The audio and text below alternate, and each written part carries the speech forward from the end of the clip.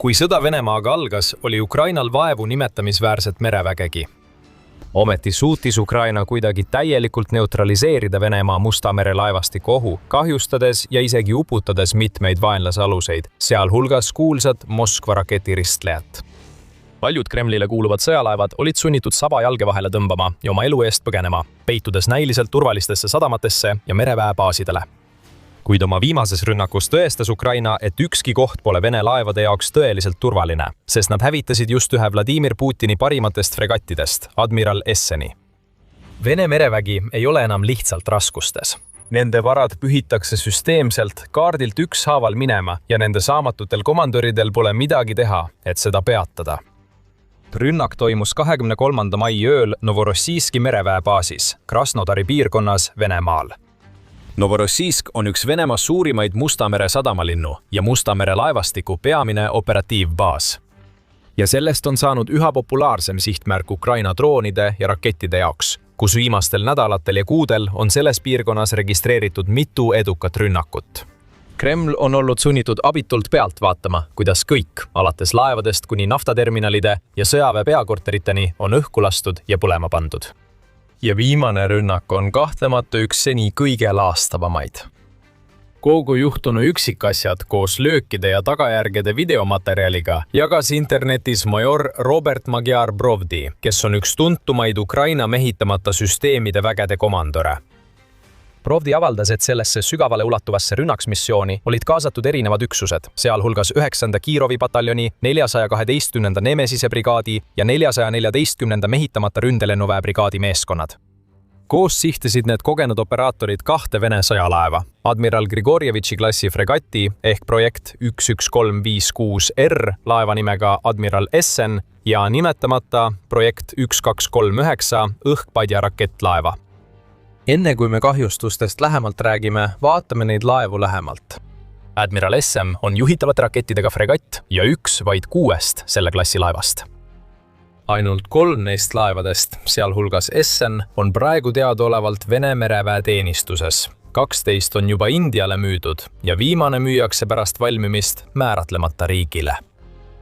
Admiral Esseni ehitati Antara laevatehases Kaliningradis ning selle disain põhines juba olemasoleval Tova-klassi ehk projekt 11356 fregatil, mille Venemaa ehitas India mereväele.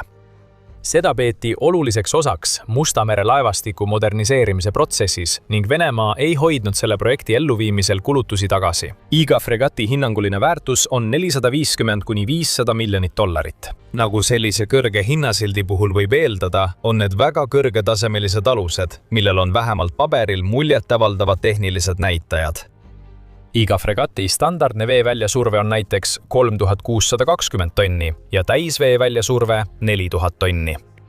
Nende pikkus on veidi üle 409 jala ehk 124,8 meetrit ning laius 49 jalga ja 10 tolli ehk 15,2 meetrit. Nad suudavad saavutada tippkiiruseks 30 sõlme, mis on 35 miili tunnis ehk 56 kilomeetrit tunnis, mis on selle suurusega laeva kohta üsna kiire. Samuti on nende tegevusraadius 4850 meremiili, 5580 miili ehk 8890 kilomeetrit ning autonoomsus 30 päeva. Admiral Essen mahutab korraga kuni 200 meeskonnaliiget ning on varustatud muljetavaldava relvastuse ja kaasaegsete sõjatehnoloogiatega. Näiteks on sellel fregat M2M õhuseireradar, mis tuvastab lähenevaid õhuohte, samuti mitu pealveeseireradarit ja tulejuhtimisradarit ning MGK 335 EM03 soonar. Sellel on ka ulatuslik elektroonilise sõjapidamise süsteem ja KT-216 peibutuslaskeseadmed. Relvastuse osas on admiral Essenil 100 mm A190E01 meresuurtükk, mille maksimaalne laskekiirus on 60 lasku minutis ning mis suudab tulistada väga plahvatusohtlikke õhutõrje või killumoona. Sellel on ka heksavertikaalse stardisüsteemi VLS-rakke Kalibri, Onyx või Zirconi tiibrakettide jaoks ning lisaks veel 24 VLS-rakku õhutõrjerakettide jaoks. Laeval on ka 2 AK-630 pöördkahurit, kuni 8 Igla või Verba kaasaskantavat õhutõrjesüsteemi, RBU 6000 talvelaevade vastane raketiheitja ning paar Type 53 kaheraudset torpeedoheitjat. Lühidalt öeldes on tegemist uskumatult hästi varustatud laevaga, mis on loodud vastama tänapäevase mereväesõja rangetele nõuetele. Kuid kõik need kallid kaitsesüsteemid ei suutnud Ukraina droone peatada. Teine selles rünnakus sihikule võetud alus oli Bora-klassi projekt 1239 hõljukil põhinev juhitavate rakettidega korvett. Kuigi enamik seda tüüpi aluseid kasutatakse vägede dessantimiseks või transpordiks, on projekt 1239 loodud ainult mereväe lahinguteks ning see on üks suurimaid katamaraan-tüüpi sõjalaevu. Ainult 2 sellist laeva on ehitatud, kuigi väidetavalt on tulevikus plaanis neid rohkem ehitada. Nende veeväljasurve on veidi üle 1000 tonni ning pikkus 215 jalga ehk 66 meetrit ja laius 56 jalga ehk 17 meetrit. Igaüht neist käitab 4 200 kilovatist diiselgeneraatorit ja mitmesugused suure võimsusega mootorid, mis võimaldavad 55 sõlme ehk 63 miili tunnis ehk 102 kilomeetrit tunnis ning maksimaalseks tegevusulatuseks 2500 meremiili. Minimaalse meeskonnaga. 35 inimest ei ole projekt 1239 päris nii hästi varustatud kui Admiral Essen, kuid tal on siiski ulatuslik valik sensoreid, elektroonilise sõjapidamise süsteeme ja relvi. See hõlmab monumente sihtmärkide tuvastamise ja määramise radarit, Moskite raketijuhtimissüsteemi, mitmeid peibutusrakettide heitjaid, täieliku 8 laevatõrjeraketist koosnevat relvastust ning ka osa MA õhutõrjeraketisüsteemi. Need aluused on loodud selleks, et hävitada palju suuremaid vaenlase laevu ja pakkuda oma üksustele kaitset rannikul või sisevetes. Kuid nende kaitsevõime osutus 23. mai ööl Ukraina mehitamata õhusõidukite droonide vastu ebapiisavaks. Ukraina kogenud operaatorite oskusliku ja täpse juhtimise all põrkasid mitu drooni edukalt kokku mõlema laevaga, mis olid rünnaku hetkel paigal, muutes need sisuliselt lihtsateks märklaudadeks. Admiral Essen oli Novorossijski mereväebaasis kai ääres sildunud. Rünnaku video näitab, kuidas vähemalt 1 droon tabab laeva külge ning raportite kohaselt põrkas veel vähemalt 3 drooni fregatiga kokku, kusjuures laev üritas neid oma pardakaitsevahenditega alla tuua, kuid ebaõnnestus. Projekt 1239 korvett oli samas baasis õhkpadjal, kui see tabamuse sai. Jällegi näib, et mitu drooni tabasid edukalt laeva. Mõlema laeva kahjustuste ulatust pole täpselt kirjeldatud, seega saame selle rünnaku üldise mõju kohta vaid spekuleerida. Kuid isegi kui mõlemad laevad on endiselt vee peal, on suur tõenäosus, et nad ei ole veel mõnda aega teenistuskõlblikud. Iga üks neist võis saada tõsiseid kahjustusi kerele, tekile või erinevatele süsteemidele ja kaitsevahenditele ning Venemaa peab kulutama aega, raha ja ressursse nende parandamiseks, enne kui nad saavad uuesti merele minna. Lisaks teame, et Ukraina on viimasel ajal kasutanud raskemaid droone, millel on tavapärasest suuremad koormad. Kui see oli nii, 23. mail võivad laevad olla oluliselt kehvemas seisukorras kui arvati ning vajada veelgi ulatuslikumaid ja kallimaid remondi- ja hooldustöid, et taas merekõlblikuks saada. Mõned süsteemid võivad olla isegi parandamatud ja vajada täielikku väljavahetamist, mis nõuab veelgi rohkem aega ja pingutust. Isegi kõige halvemas stsenaariumis, kus laevad said vaid väiksemaid kahjustusi, on see rünnak siiski oluline, sest see tõestab, et Vene laevadel pole kusagil peituda. Kremli komandöörid võivad jätkata nende liigutamist erinevate sadamate ja baaside vahel, kuid Ukraina droonimeeskonnad jätkavad nende jahtimist halastamatu täpsuse ja uskumatu tõhususega ikka ja jälle.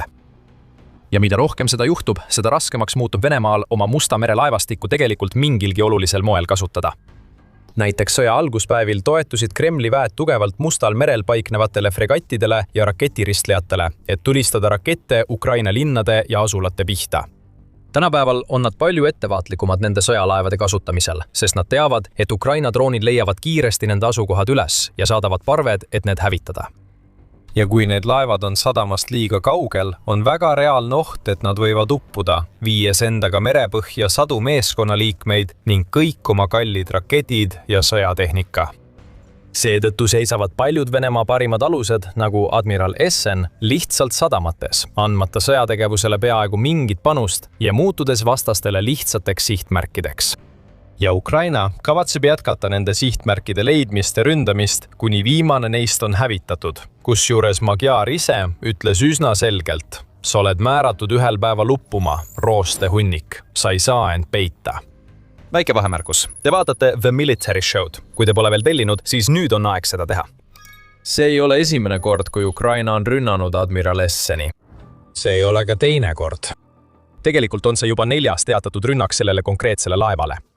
Esimene juhtus juba 2022 aastal sõja algfaasis. Umbes samal ajal õnnestus Ukrainal uputada Moskva.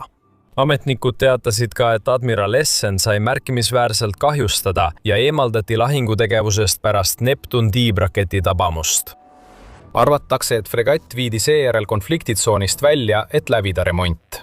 Ukraina droonimeeskonnad jätkasid piirkonna jälgimist sõjalaeva märkide leidmiseks, olles valmis seda vajadusel uuesti rivist välja lööma, kui kuud ja aastad möödusid. 2026 aasta märtsis avanes neil võimalus. Täpselt 2 märtsi ööl sai admiral Essen taas tõsiselt kahjustada veel ühes veatult teostatud rünnakus Novorossijski sadamas. Väidetavalt sihtis Ukraina laeva ülastruktuuri, mille tagajärjel puhkes tohutu tulekahju, mis kestis umbes 18 tundi ja kahjustas mitmeid lahingutegevuseks vajalikke kriitilisi süsteeme. Näiteks laeva granaadiheitjad, mida kasutatakse soojussöötade ja raadiosignaali hajutite tulistamiseks, plahvatasid rünnaku käigus. Ka selle TK-25 elektroonilise sõjapidamise kompleks, mis on mõeldud radarikiirguse tuvastamiseks ja segamise tekitamiseks, sai kahjustada, mis vähendas oluliselt fregati võimet end kaitsta. Mitmed SSN-i radarisüsteemid said samuti rünnakus kas kahjustada või hävitada, sealhulgas need, mida kasutati Ukraina sihtmärkide tuvastamiseks ja laeva kaliiberrakettide juhtimiseks. Lühidalt öeldes hävitas rünnak fregati võime tulistada rakette Ukraina pihta, muutes ühe Venemaa hinnatuima mereväealuse ründevõime olematuks. $500 miljoni väärtuses sõjalaev muutus äkitselt väärtusetuks. Ja Ukraina mehitamata süsteemide väed ei tahtnud lihtsalt käed rüpes istuda ja anda vaenlasele aega ning vabadust vajalike remonditööde tegemiseks. Vaid kuu pärast märtsikuu rünnakut, 6. aprillil, ründasid nad uuesti. Novorossijsk koges taas Ukraina droonide raevu, kui avatud allikate luureeksperdid avaldasid, et admiral Essen ei olnud öö jooksul kahjustusteta pääsenud. Satelliidipildid näitasid, et fregatt sai uusi tabamusi vööriossa otse A190 100 mm mereväe suurtüki kõrvale. See piirkond on ka koht, kus asuvad laeva ankru käsitsemise süsteemid ja abiseadmed, mille all paikneb allveelaevade tuvastamise sonar. Seda soonarsüsteemi peetakse äärmiselt õrnaks ja isegi väike kahjustus võib takistada selle korrektset tööd. Seega, kui see sai rünnakus kahjustada, hindasid eksperdid, et Venemaal kulub selle taastamiseks märkimisväärselt aega ja raha. Mõned väitsid ka, et rünnak oli tõenäoliselt laeva liikuvust vähendanud, muutes selle sadamast lahkumise võimetuks. See omakorda muudaks Ukraina jaoks veelgi lihtsamaks uuesti rünnata, mis juhtuski mais, ning vähendaks veelgi SSN-i võimet Mustale merele seilata ja Ukrainat rünnata. Märts, aprill ja nüüd mai. 3 kuud, 3 rünnakut ühe Venemaa kõige väärtuslikuma sõjalaeva vastu. See on Ukraina jaoks vapustav edulugu, kuid Vene mereväe jaoks täielik alandus. Ühte rünnakut oleks võinud andeks anda, kuid niipea kui see esimene rünnak märtsis toimus, oleks iga pädev sõjavägi pidanud võtma põhjalikke ennetavaid meetmeid, et seda enam ei juhtuks. Venemaa oleks pidanud näiteks paigutama Novorossijskisse täiendavaid droonitõrjevahendeid ja õhutõrjesüsteeme või rajama parema radarikatvuse, et droonide lähenemist näha ja neile ennetavalt reageerida. Vähemalt oleks võinud välja saata mobiilsed maapealsed meeskonnad, kes jälgiksid taevast ja püüaksid Ukraina droone nende lähenemisel alla tulistada. Tundub aga, et piirkonna kaitsevõimet pole oluliselt parandatud. Selle asemel lubati Ukrainal lihtsalt takistamatult sisse lennata ja karistamatult rünnata, andes ühe laastava löögi teise järel, jättes Kremlile vähem ressursse kasutada ja üha kallimad remondiarved tasuda. Venemaa jaoks tegi olukorra veelgi hullemaks see, et lisaks admiral Essenile ja projekt 1239 korvetile said 23. mai ööl kahjustada ka teised varad. Magyar teatas samuti muljetavaldavalt pikast nimekirjast lisasihtmärkidest, mida tema droonioperaatorid suutsid tabada, sealhulgas osa õhutõrjeraketisüsteem Donetskis, mille väärtus on umbes $10 miljonit. Lisaks tagalabaasi ja logistikasõlm, mida kasutas Venemaa 6. õhu- ja õhutõrjejõudude armee Rovenki asulas, mis asub Luhanski piirkonnas. Ka Hersoni piirkonnas asuv droonide juhtimispunkt sai tabamuse. Samuti mõned kütuseveokid ja soomukid Zaporižja piirkonnas. Novorossijskis said samuti tabamuse 2 naftaterminali, täpsemalt Ščastska ja Gortšikova terminalid. Viimane neist on väidetavalt kogu Kaukaasia piirkonnas suurim naftahoidla, mis suudab kokku mahutada kuni 1,2 miljonit tonni kütust. Lai valik objekte erinevates asukohtades, kõik edukalt sihikule võetud ja kas kahjustatud või hävitatud ühe ainsa öö jooksul. See on märkimisväärne tunnistus sellest, kui hästi on Ukraina suutnud droonisõja kunsti omandada. kuigi Venemaa jätkab oma massiivsete drooniparvede saatmist Ukraina linnade ja asulate pihta, lootes lihtsalt võimalikult palju kahju tekitada ilma selge kavatsuse või selle taktikat suunava üldeesmärgita, järgib Ukraina palju läbimõeldumat ja metoodilisemat lähenemist. Ukraina valib oma sihtmärke hoolikalt, kogudes luureandmeid, et leida Venemaa jaoks kõige olulisemad objektid. Näiteks infrastruktuur, mis toetab Venemaa naftatööstust ning kallis sõjatehnika, mis võimaldab Venemaal korraldada kaugrünnakuid Ukraina linnade ja tsiviilelanike vastu. Ukraina agendid jälgivad neid sihtmärke, määravad nende täpsed asukohad ja valivad ideaalsed hetked nende hävitamiseks. Ja see töötab. Iga mööduva nädalaga ilmub üha rohkem teateid edukatest Ukraina rünnakutest. Mitte ainult rindejoonel või 10–15 miili kaugusel sellest, vaid ka sügaval okupeeritud aladel ja Venemaa territooriumil. Droonid liiguvad kaugele vaenlase tagalasse, leiavad Kremlile kõige olulisemad sihtmärgid ja hävitavad need, põhjustades miljardeid dollareid tahju. Ja aeglaselt, kuid kindlalt vähendavad need Venemaa võimet seda sõda pidada, muutes selle palju kulukamaks ja jätkusuutmatuks ettevõtmiseks. Nad toovad sõjaga Venemaa inimesteni, mitte sihtides tsiviilisikuid või tsiviiltaristut, vaid valgustades Venemaa piirkondade taevast tulekahjude ja plahvatustega, kui sõjalaevu ja naftarafineerimistehaseid rünnatakse korduvalt.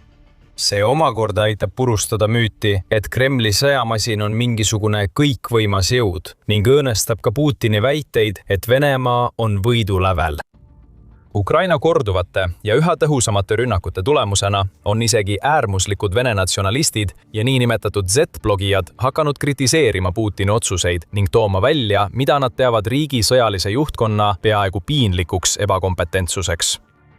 Üldsus on samal ajal üha enam arvamusel, et sõda tuleb võimalikult kiiresti lõpetada ning küsitlused näitavad, et presidendi populaarsus langeb päev-päevalt.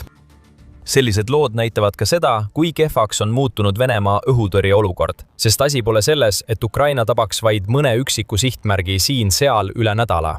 Selle asemel suudab Ukraina tabada korraga mitmeid sihtmärke erinevates piirkondades. Loogiliselt võttes ei tohiks see olla võimalik. Venemaa on sellesse sõtta miljardeid investeerinud. Sellel peaks olema vajalikud kaitsevahendid, et osa neist rünnakutest peatada, kuid selgelt ei suuda ta seda teha, sest Ukraina on samuti keskendunud nii paljude õhutõrjepatareide, radarite ja raketisüsteemide hävitamisele kui võimalik. See avab droonidele ja rakettidele tee takistamatult läbi lennata ning jätab sihtmärgid, nagu admiral Essen, täiesti kaitsetuks. Saab rohkem teada, kuidas Ukraina on sõjakäigu enda kasuks pööranud ja Venemaa kokkuvarisemise äärele viinud sellest videost. Või vaata seda videot, et näha, kuidas Ukraina häkkerid avastasid hämmastava strateegia, millega petsid Vene sõdureid oma täpseid asukohti välja andma, muutes drooni ja suurtüki meeskondade jaoks nende hävitamise lihtsamaks kui kunagi varem. Kindlasti tellida Military Show kanal, et saada rohkem värskeid uudiseid, teadmisi ja analüüse Venemaa-Ukraina sõja kohta. Ja nagu alati, aitäh vaatamast!